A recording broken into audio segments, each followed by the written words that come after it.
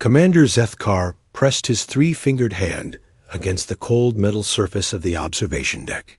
His large black eyes stared at the blue planet spinning slowly below.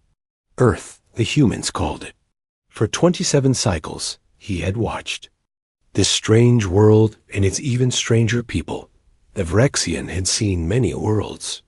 His people traveled between stars when humans still lived in caves.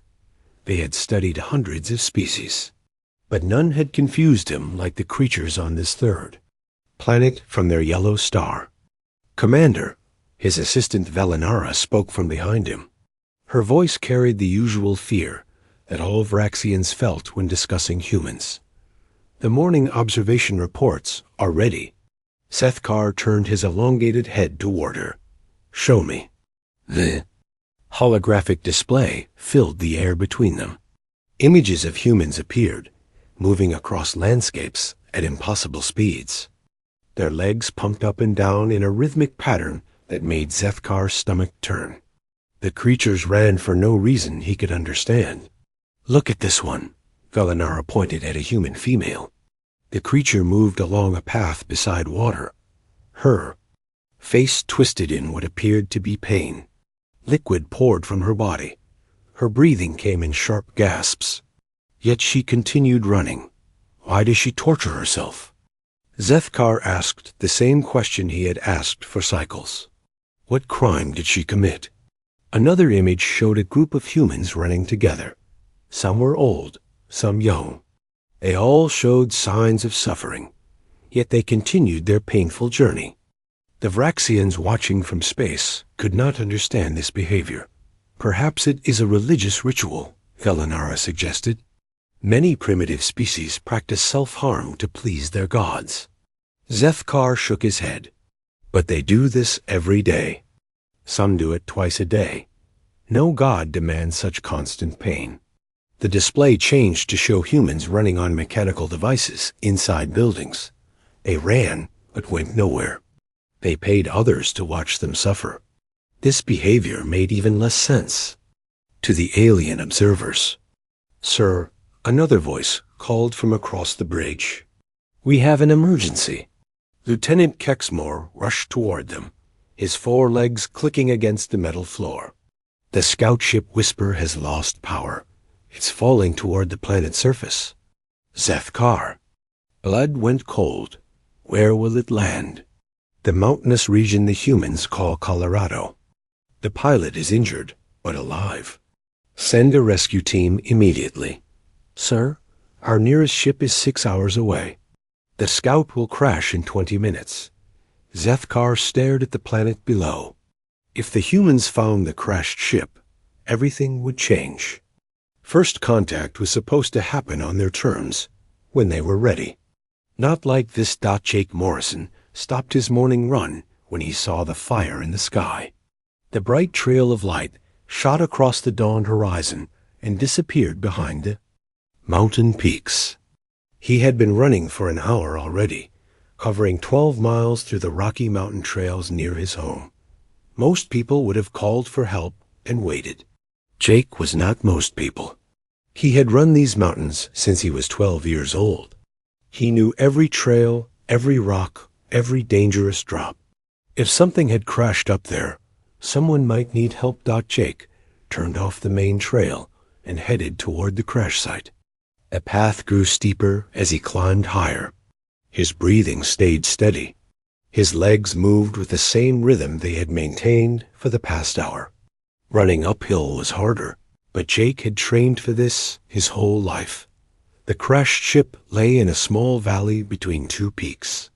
Jake had never seen anything like it. The metal was not like any metal he knew. Strange lights blinked along its surface. One section had been torn open by the impact. Jake approached carefully. Inside the ship, he found the pilot. The creature was unlike anything Jake had ever imagined. It stood about 4 feet tall, with gray skin and large black eyes. Its body was thin and fragile-looking. One of its arms was clearly broken. Green liquid that might have been blood seeped from cuts on its face. The creature saw Jake and made sounds that might have been words.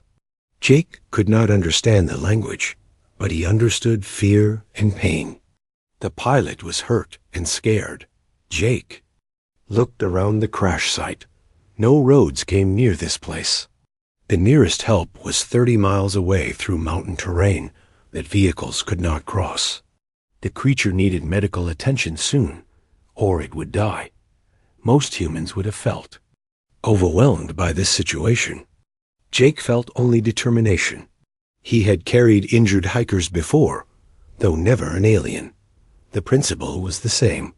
He needed to get this creature to safety, and he needed to do it fast. Jake carefully lifted the pilot. The creature was lighter than he expected, maybe 80 pounds. He positioned it across his shoulders in a fireman's carry. The pilot made more sounds, but Jake took them as acceptance rather than protest. The run back to civilization would be the longest of Jake's life. 30 miles of mountain trails while carrying an injured alien. Most people would consider it impossible. Jake considered it Tuesday. He started running. The alien pilot felt the human's body move beneath him with smooth, powerful strides. Each step covered more ground than the pilot thought possible for a creature moving on only 2 legs. The human's breathing was controlled and steady, despite carrying extra weight. Through his translator device, the pilot could hear the human's heartbeat. It was fast, but not frantic. The rhythm suggested a body working hard, but not at its limit. This terrified the pilot more than the crash had. His people could not run. They could barely walk long distances without mechanical help. Their bodies were designed for intelligence, not physical labor. They had built machines to do anything that required strength or endurance, but this human was carrying him at a speed that would challenge their fastest ground vehicles. The creature was doing it on foot, over terrain no machine could cross. The pilot began to understand why his people feared these creatures. Jake ran through the afternoon and into the evening. His pace never slowed. The alien on his back grew. Quiet, probably unconscious. Jake did not stop to check. Every minute mattered now. As darkness fell, Jake switched on his headlamp and kept running. He knew these trails in the dark. His feet found the right path by instinct. His body moved automatically, leaving his mind free to think about what he was carrying. An alien. A real alien from another world.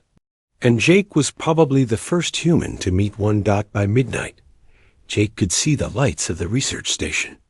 Ahead, he had covered 30 miles of mountain terrain in 18 hours while carrying an injured passenger.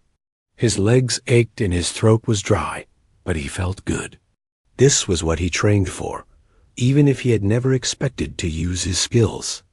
For something like this, Dr. Amy Carter was working late in the lab when Jake burst through the front door of the Colorado Research Facility. She looked up from her microscope to see a man in running clothes carrying what appeared to be a small gray humanoid. "I need medical help," Jake said, his voice hoarse but strong. "I think this is an alien." Amy stared at the creature in Jake's arms. Her mind raced through the possibilities. First contact with an alien species. The most important moment in human history. And it was happening in her lab at 1 a.m. "Put him on the examination table," she said, her scientific training taking over. "What happened?" "Saw a crash in the mountains. Found him injured. Ran him back here." Jake lowered the pilot carefully onto the table. "He's been unconscious for hours." Amy began her examination while Jake stood nearby, still breathing hard from his run. She had studied theoretical xenobiology for years, but holding an actual alien in her hands felt like a dream. The pilot's eyes opened, large, dark, and filled with intelligence. It spoke in a language she did not recognize, but Jake's translator device was still working. "Thank you," the device said in accented English. "You saved my life," Jake smiled. "Just glad I could help." The pilot looked at Jake with something that might have been awe. You carried me for 30 of your miles. How is this possible? I run. A lot, Jake said simply. Amy watched the alien's reaction to Jake's words. The creature's eyes grew wider, and she could swear she saw fear in them. You run 30 miles regularly? The pilot asked. Oh no, Jake laughed. That was farther than usual. I usually only run about 15 miles in the morning. The pilot turned to Amy. Is this normal for your species? Amy thought about her answer carefully. Well, Jake is probably better than average, and lots of humans run long distances. We have races where people run over 100 miles. The pilot's face went pale, which Amy had not thought possible given its gray color. 100 miles? The pilot whispered. Some people run farther than that, Amy said. There are people who run across entire continents.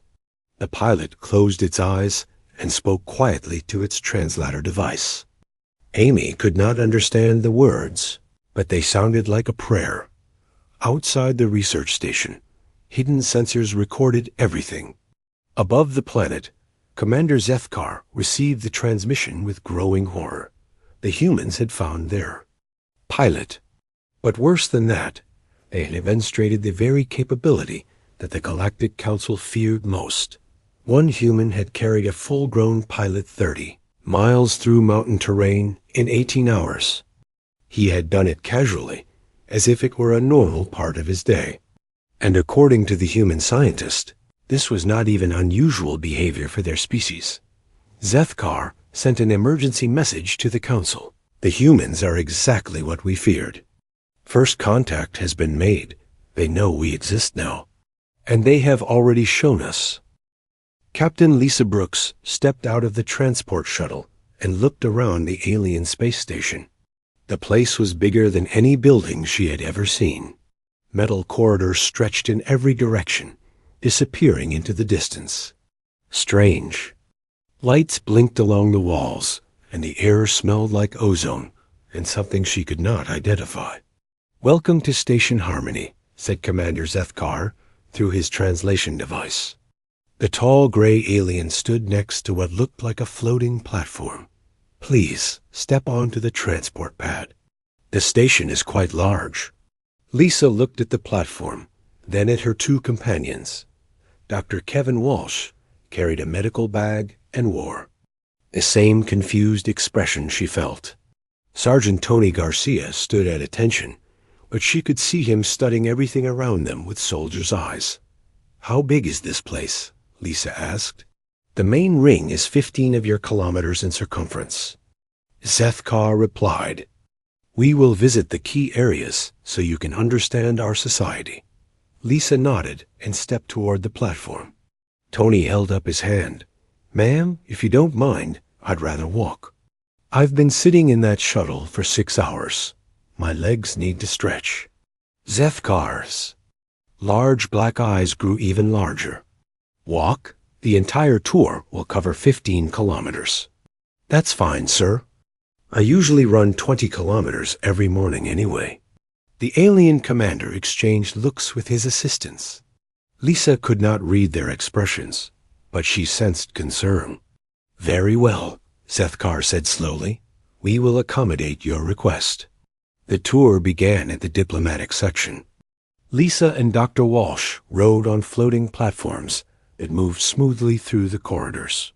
Tony jogged alongside them, his pace easy and relaxed.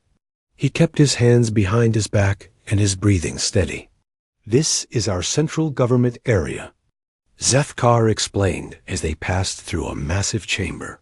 Representatives from 12 species work here to maintain peace in our sector. Tony looked around while maintaining his jogging pace. Impressive architecture. How do your people usually get around such a big space? We use transport systems. Walking long distances is not practical for most species. Makes sense, Tony said. Different biology, different solutions. They moved through the residential areas next. Lisa saw living spaces designed for creatures of various sizes and shapes. Some sections had thick atmospheres. Others were filled with water. The diversity amazed her. Tony continued jogging beside their platforms. After 30 minutes, Lisa noticed that the alien guides kept looking at him. His pace had not changed. His breathing was still controlled. He showed no signs of fatigue. "Sergeant Garcia," Dr. Walsh said, "how are you feeling?" "Good, sir. This is actually a nice, easy pace. Good for recovery after yesterday's training run." "How far did you run yesterday?" Zethkar asked. 25 kilometers with full combat gear. Had to simulate a battlefield movement exercise. Several aliens in the group made sounds that the translators could not convert. Lisa was beginning to understand that these sounds meant fear or distress. They visited the science sections, where alien researchers worked on projects Lisa could barely understand. They saw the military command center, where tactical displays showed star maps covering hundreds of light years. Through it all, Tony kept jogging. By the time they reached the industrial section, they had been moving for over an hour. Tony was still jogging. His pace was still steady. The only change Lisa could see was a slight sheen of sweat on his forehead. "Are you certain you do not wish to rest?" Zethkar asked Tony. "I'm fine, sir. This is actually relaxing compared to my usual routine." "What is your usual routine?" asked Velinara, Zethkar's assistant. "Morning run, 20 kilometers. Afternoon training, usually combat movements and strength work. Evening run, 10 kilometers to cool down." The aliens stopped walking. Even their floating platforms came to a halt. "You run 50 kilometers every day?" Zethkar asked. "Well, not exactly running. The afternoon stuff is more like sprinting, climbing, carrying heavy equipment. You know, basic fitness maintenance." Dr. Walsh decided to help explain. "Sergeant Garcia is a Special Forces soldier. His fitness level is higher than average for humans, but not extremely unusual. Many humans run long distances for recreation." "Recreation?" Elinara's voice cracked. "Oh yes," Dr. Walsh continued. "We have events where people run 42 kilometers just for fun. Some people run 100 kilometers or more in single events. There are people who run across entire continents as personal challenges." The alien delegation had gone completely silent. Lisa could see them communicating with each other using handheld devices, but they were not using the translators. Whatever they were saying, they did not want the humans to understand. "Perhaps we should discuss human biology," Zethkar said finally. "This is important for diplomatic relations." They entered a conference room where the aliens could sit down. Lisa noticed that all of them seemed relieved to stop moving. Tony continued to jog in place. "You can stop running now," Zethkar said. "I'd rather keep moving if that's okay. Helps me think better." The alien commander looked like he might faint. Dr. Walsh opened his medical bag and pulled out some charts. "I brought information about human physiology. I thought it might help our mutual understanding." He spread out diagrams showing human cardiovascular and muscular systems.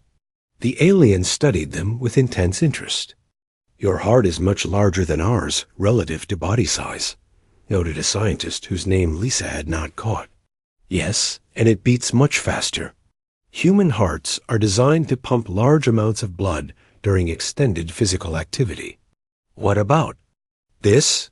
Velinara pointed to the diagram of human legs. "Those are our primary locomotion muscles, very large and powerful. Humans evolved to run long distances to hunt prey." "You hunted by running?" Zethkar asked. "Our ancestors would chase animals until the animals collapsed from exhaustion. Then they would kill them with simple tools." Tony stopped jogging in place. "We call it persistence hunting. Chase something until it can't run anymore, then catch it. Pretty effective strategy." The aliens looked at each other with what Lisa was starting to recognize as horror. How long can humans run? The scientist asked. Dr. Walsh consulted his notes. That depends on training and conditions. Average humans can run for several hours. Well-trained humans can run for many hours or even days. Days, Velinara whispered. The current record for continuous running is about 11 days. But that's extreme. Most endurance events are much shorter. What do you consider short? Zethkar asked. Well, a marathon is only 42 kilometers. Most people can train to complete one. Ultramarathons start at 50 kilometers and can go much longer. Tony nodded. I've done a few 100-kilometer events. Takes about 20 hours if you pace yourself right. The silence in the room was complete. Lisa could hear the hum of the station's air recycling systems. She could hear the quiet whir of the aliens' translation devices. But no one spoke. Finally, Zethkar activated his communication device and spoke rapidly in his own language. Lisa caught the tone of urgency in his voice. Is everything all right? She asked. Captain Brooks, Zethkar said carefully, I must ask you about human military capabilities. What would you like to know? Can human soldiers fight effectively after running long distances? Lisa looked at Tony, who shrugged.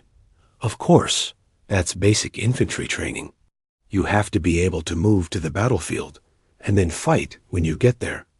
How far can human soldiers move in a day? Depends on the terrain and the load they're carrying, Tony answered. With full equipment, a good unit can cover 50 kilometers a day through rough country and still be ready to fight. Without mechanical assistance? Sure. Sometimes vehicles can't go where you need to go. That's what legs are for. Zethkar spoke into his communication device again, his voice even more urgent than before. Commander, Lisa said, I get the feeling that our physical capabilities concern you. Is there something we should know? The alien commander was quiet for a long moment. When he spoke, his voice was heavy with worry. Captain Brooks, your species possesses abilities that we considered impossible. In our experience, intelligence and physical capability are inversely related. Smart species build machines to do physical work. We assumed all intelligent life followed this pattern. But humans are different, Dr. Walsh said. Yes, you have advanced technology and advanced physical capabilities. This combination ... Zethkar paused. This combination frightens us. Lisa was beginning to understand. You think we're dangerous because we can think and run. Captain, your species can carry equipment across distances that would challenge our vehicles. You can operate in environments where our technology fails. You can sustain physical activity for periods that would kill most of us. Tony scratched his head. With respect, sir, we're just trying to stay in shape. It's not about being dangerous. But you could be, Velinara said quietly, if you chose to be. The room fell silent again. Lisa realized that this diplomatic meeting had become something else entirely. These aliens were not just learning about human culture. They were assessing human capabilities as a potential threat. What happens now? Lisa asked. Zethkar stood up slowly. Now, Captain Brooks, we must report to the Galactic Council. They will want to know everything about your species. Ease? Especially your physical abilities. Are we welcome here? That, Zethkar said, will be for the Council to decide. As they prepared to leave the conference room, Tony started jogging in place again. The aliens watched him with expressed counsel. Chamber on Nexus Prime was the largest room Admiral Susan Hayes had ever seen. The circular space stretched for kilometers in every direction, with different sections designed for species that breathed different atmospheres. Floating platforms connected the various zones, allowing representatives from 47 different worlds to attend the emergency session. Susan walked beside Dr. Peter Collins and Carl Rodriguez as they entered the chamber. The entrance was at the bottom level, and their assigned seats were near the center of the massive space. Most alien species would have taken transport platforms to cover the distance, but the humans had chosen to walk. How far is it to our section? Carl asked, looking around at the enormous room. About 2 kilometers, Dr. Collins replied, checking the map on his tablet. Should take us about 20 minutes at a comfortable pace. They walked across the polished floor while hundreds of alien eyes watched them. Susan kept her pace steady and professional. She had worn her dress uniform for the occasion, but she had chosen comfortable shoes. 20 years in the Navy had taught her that you never knew when you might need to move quickly. Look at them watching us, Carl whispered. You'd think they'd never seen people walk before. Maybe they haven't, Dr. Collins replied. Most of the species we've met seem to rely heavily on mechanical transport. As they walked, Susan noticed that several alien delegations were timing their progress. Small devices beeped softly as they passed different sections. She realized the aliens were measuring their speed and endurance. They're studying us, she said quietly. Let them, Carl replied. I've got nothing to hide. When they finally reached their designated area, Susan checked her watch. 18 minutes to cover 2 kilometers while maintaining diplomatic composure. She was not even breathing hard. The alien delegates around them were clearly impressed and concerned. Susan could see them whispering to each other and pointing at the human delegation. Council. Speaker Mordifi called the session to order. His voice echoed through translation devices placed throughout the chamber. We gather today to discuss the human question, Mordif announced.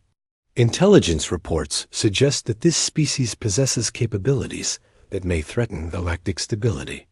Large screens descended from the ceiling, showing footage of humans engaged in various activities. Susan recognized some of the images. Marathon runners crossing finish lines, soldiers on training exercises, children playing in parks. The evidence is disturbing, Mordif continued.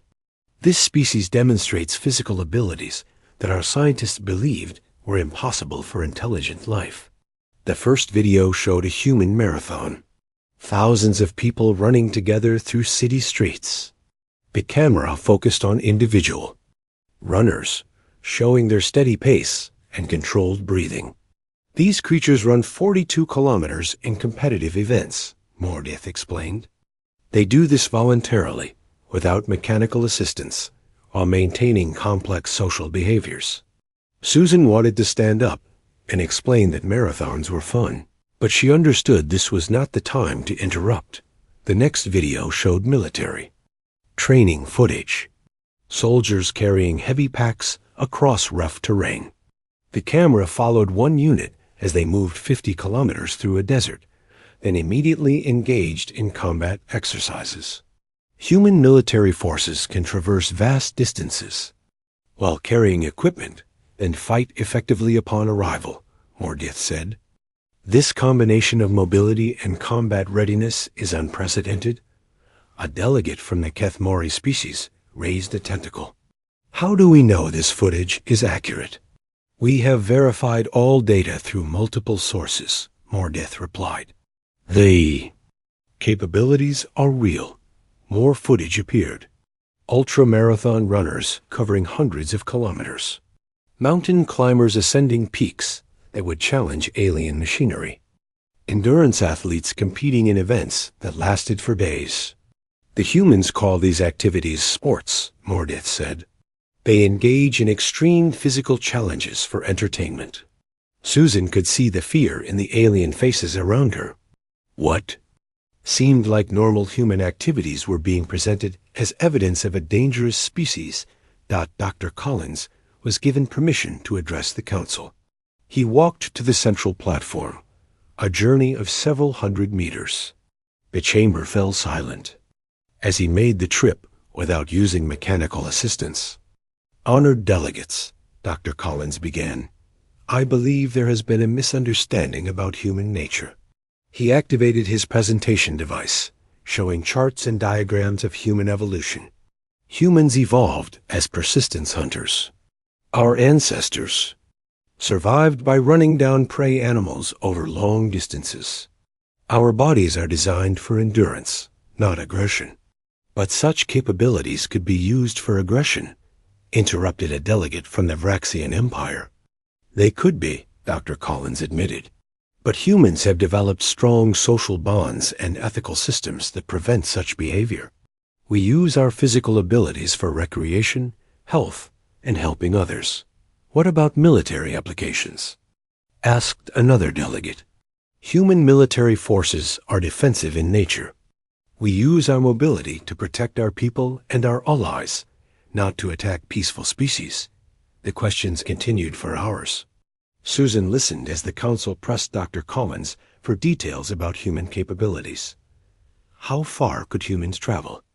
How long could they fight? What were their limits?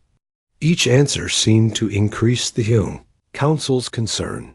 Dr. Collins explained that humans regularly ran 50 kilometers for fun, that soldiers could operate for days without rest, that some people had run across entire continents.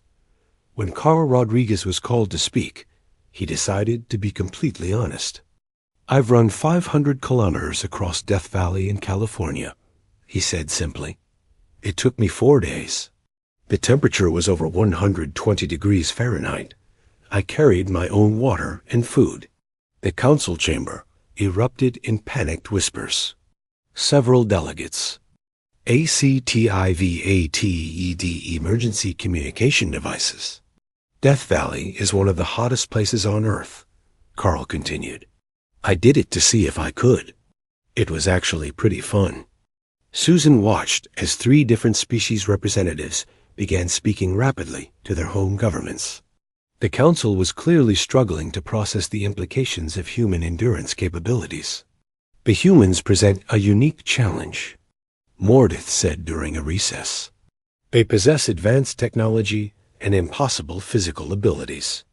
No species in our records has ever combined these traits. What are you suggesting? Susan asked. The council must decide whether humanity can be trusted with such capabilities, Mordith replied, or whether steps must be taken to limit your expansion. Susan felt a chill run down her spine. Are you threatening us? We are considering all options to ensure galactic peace. The session resumed with testimony from various experts. Alien scientists explained why human endurance was theoretically impossible. Military analysts discussed the implications of human mobility. Diplomats debated whether humanity could be integrated into galactic society. Through it all, the human delegation remained calm. They answered questions honestly and tried to reassure the council that humanity posed no threat to peaceful species. But Susan could see that many delegates were not convinced. The fear in their eyes was real. They saw humans as a potential invasion force that could cross vast distances without technology, survive in hostile environments, and maintain fighting effectiveness for extended periods. We need a demonstration, declared a delegate from the Zephyrian Collective. We must see these capabilities firsthand to understand their true scope. What kind of demonstration? Dr. Collins asked. A test of human endurance under controlled conditions. We will design challenges that push your species to its limits. Susan looked at Carl, who shrugged. I'm game if you are. The council will construct a testing facility, Mordith announced. We will invite human volunteers to demonstrate their abilities. The results will determine how we proceed. And if we refuse? Susan asked. Then the council will assume the worst about human intentions, Mordith replied. Susan realized they had no choice. The council's fear was pushing them toward a decision that could isolate humanity from the galactic community. The only way to prove that humans were not a threat was to show exactly how capable they were. We accept, Susan said. But we want observers from multiple species present. This test must be fair and transparent. Agreed, Mordith said. The facility will be constructed on neutral ground. We will select challenges that represent the most extreme scenarios our military analysts. Can imagine. As the session ended, Susan walked back across the vast chamber with her companions. The return journey took them past dozens of alien delegations, all watching their every step. They're really scared of us, Carl observed. Can you blame them? Dr. Collins replied, Imagine if we met a species that could do things we thought were impossible. Susan nodded, but she was worried. The Council's fear was driving them toward a confrontation that nobody wanted. The demonstration would either prove that humans were trustworthy, or it would confirm the Council's worst fears about human capabilities. As they reached the chamber exit, Susan realized that the future of human-alien relations would be decided by a simple question. Could humanity ? The testing facility on Kepler 442c looked like a nightmare designed by committee. Colonel Ryan Turner stood at the starting line and studied the course that stretched across the barren moon's surface.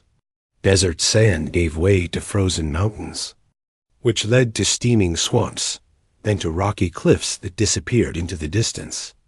100 kilometers, he said to his team, through every hostile environment they could think of. Dr. Monica Bell adjusted her pack and checked her medical equipment. At least they're being thorough.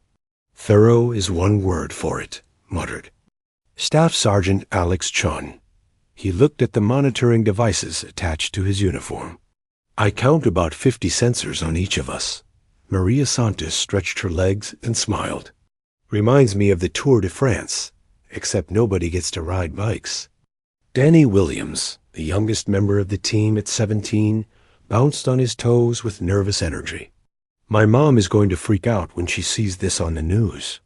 Above them, orbital platforms filled with alien observers watched every movement. Representatives from 47 species had positioned their ships around the moon to witness what they called the most important test in galactic history. Colonel Turner gathered his team in a circle. Listen up. They think we're dangerous because we can run. They think we're a threat because we don't quit. Today we show them what humans really are.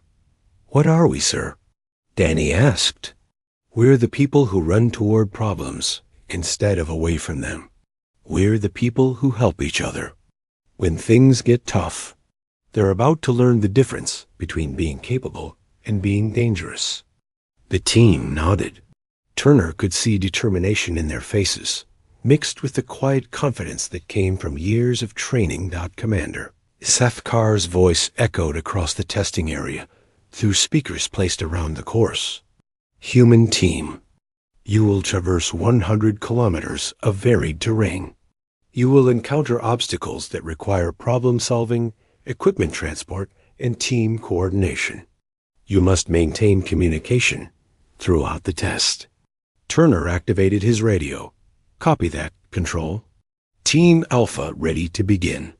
The test will be considered complete when all team members reach the finish line. There is no time limit. Understood, Turner replied. He looked at his team. Ready? Ready, they answered together. The starting signal echoed across the moon's thin atmosphere. Turner's team settled into an easy jogging pace across the desert section. The sand was deep and shifted under their feet, but they adjusted their stride and kept moving. In the orbital observation deck, Council Speaker Mordith watched the humans through high-powered telescopes. They seem relaxed, he noted. Too relaxed, replied Velanara. Our analysis suggested they would struggle immediately in the sand. Perhaps they're conserving energy for later sections, suggested another observer. The humans ran through the desert for 20 kilometers. Their pace never changed. They rotated positions so that the lead runner broke trail through the sand, while others followed in easier footing. They shared water and maintained constant communication. Temperature in the desert section is 60 degrees Celsius, reported the monitoring station. Heart rates remain stable across all team members.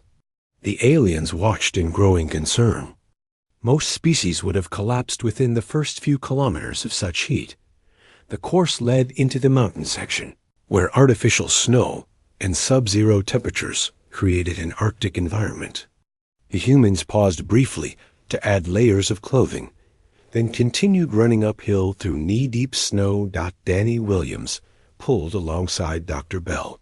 "This is actually pretty fun," he said, his breath making clouds in the cold air. "Just wait until we get to the swamp," Bell replied. "That's where things get interesting." The mountain section included several obstacles. Rock walls that required climbing, crevasses that needed to be crossed with ropes and teamwork, complex puzzles that had to be solved while maintaining physical activity. The humans approached each obstacle methodically. Turner and Chun climbed first, securing ropes for the others. Maria and Danny worked together on the puzzles, while Bell monitored everyone's health. They moved like a machine, each person contributing their strengths to help the team succeed. "Remarkable," whispered a delegate from the Kethmori species. "They're not just enduring the challenges, they're thriving. Look at their communication patterns," added another observer. "They're sharing jokes while climbing a vertical rock face." In the swamp section, the humans faced their biggest challenge yet: thick mud that pulled at their feet, dense vegetation that blocked their path, high humidity that would have overwhelmed most species' cooling systems. The team adapted again. They linked together with rope to prevent anyone from getting lost in the thick growth. They took turns breaking trail through the worst areas. When Chun's pack got stuck in thick mud, the others helped pull him free without missing a step. "How are they doing this?" asked Commander Zethkar. "Our biological models predicted system failure hours ago." "Their cooling systems are unlike anything we've studied," replied the head scientist.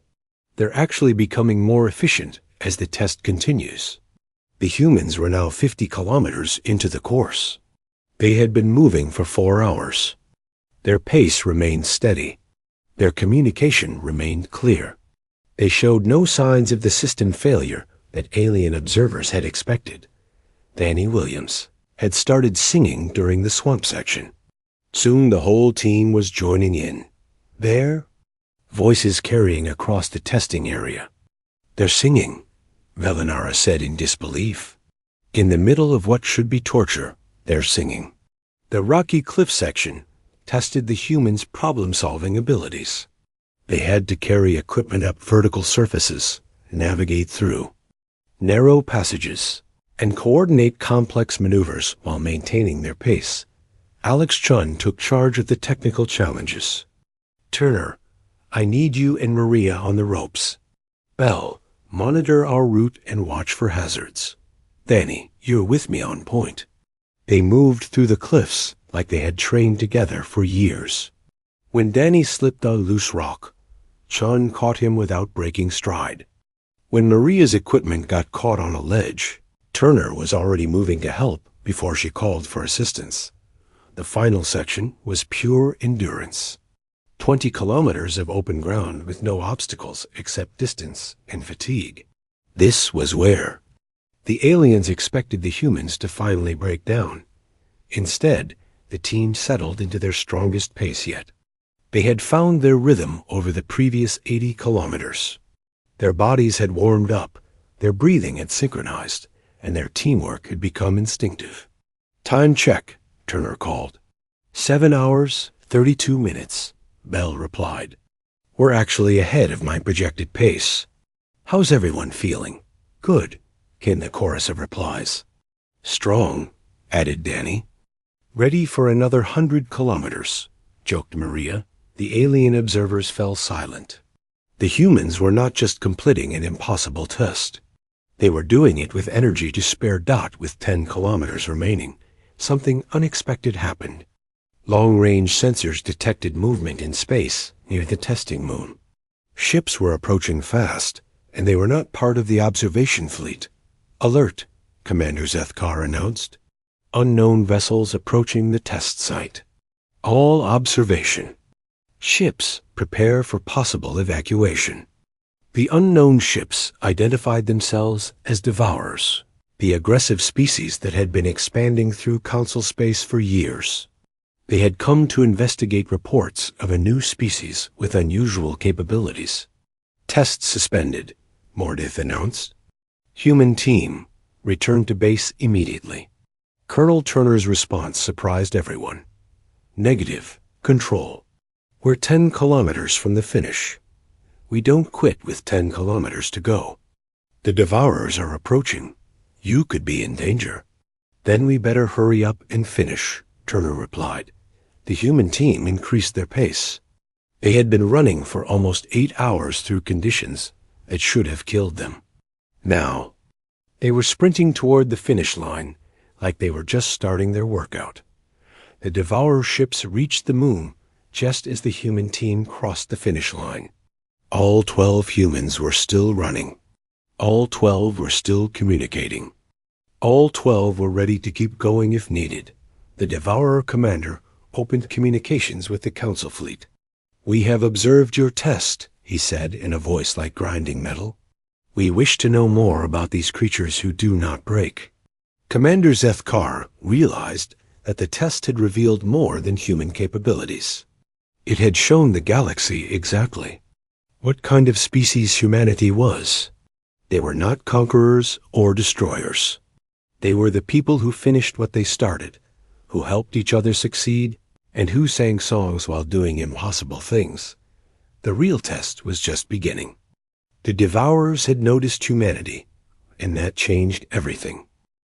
President Nicole Harper stood before the full Galactic Council Assembly, but this time the atmosphere was different. 3 days ago, the Devourers had launched a massive attack on Fortress Prime, the Council's most important military base. The planet was under siege, and conventional forces were failing. The situation is desperate, Council Speaker Mordith explained to the emergency session. Fortress Prime has held for 72 hours, but our defenders cannot maintain their positions much longer. Nicole walked the ceremonial path to the speaker's platform, alongside Secretary of State Andrew Foster and General Patricia Stone. The 10-kilometer route that had once seemed impossible to alien species now felt routine to the watching delegates. They had learned to expect the impossible from humans. The Devourers have superior technology and overwhelming numbers, General Stone reported as they reached the platform. But they have one weakness. They cannot sustain long campaigns without their supply lines. What are you suggesting? Asked Commander Zethkar. Human forces can establish positions behind enemy lines and hold them without technological support. Nicole replied, We can cut their supply routes and force them to fight on our terms. The council chamber buzzed with worried conversation. Many species still feared human capabilities, even as they faced extinction from the Devourer invasion. How many humans would be required for such an operation? Mordith asked. Give me 500 volunteers, General Stone said. We can break the siege and push the Devourers back. 500 against millions? Numbers don't matter if you can outlast your enemy, Stone replied. Humans don't fight like other species. We don't retreat when things get difficult. We dig in and hold our ground. Dr. Foster stepped forward with tactical displays showing Fortress Prime. The Devourers are using standard siege tactics. They surround the target and wait for defenders to run out of supplies. It works against species that require constant logistical support. But humans can operate independently for extended periods, Nicole added. We can live off the land, travel light, and maintain fighting effectiveness for weeks without resupply. The debate that followed was intense. Some council members argued that human intervention was too risky. Others worried that humanity was using the crisis to demonstrate military power. A few species threatened to withdraw from the council entirely if humans were given military authority. Through it all, Nicole remained calm. She had walked 10 kilometers to reach this platform, and she was prepared to walk 10 more, if necessary. The aliens were beginning to understand that human patience was as dangerous as human endurance. The Devourers are 12 hours from breaking through the final defenses, Mordef announced. We must decide now. I'll make this simple, Nicole said. Give us 12 hours to prepare, and we'll save your fortress. If we fail, you can blame humanity for the disaster. If we succeed, you'll know that humans are not your enemy. The vote was close, but desperation won over fear. The Council authorized the first human military intervention in galactic affairs. 6 hours later, Colonel Turner stood in the cargo bay of a Council transport ship with his expanded team. The original 12 from the endurance test had been joined by 488 other volunteers, all of them specialists in long-range operations. Listen up, Turner addressed his force. The Devourers think they're fighting aliens like themselves. They expect enemies who need machines to move, who quit when supplies run low, who break when things get tough. The assembled humans nodded.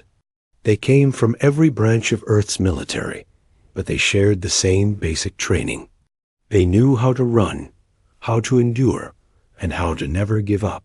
They're about to learn what humans do when someone threatens. Our friends, Turner continued, we don't negotiate. We don't surrender. We run toward the problem, and we fix it. The transport ship dropped the human force on the dark side of Fortress Prime's largest moon. From there, they would have to travel 50 kilometers across hostile terrain to reach the planet's surface, then infiltrate through Devourer lines to reach the besieged fortress.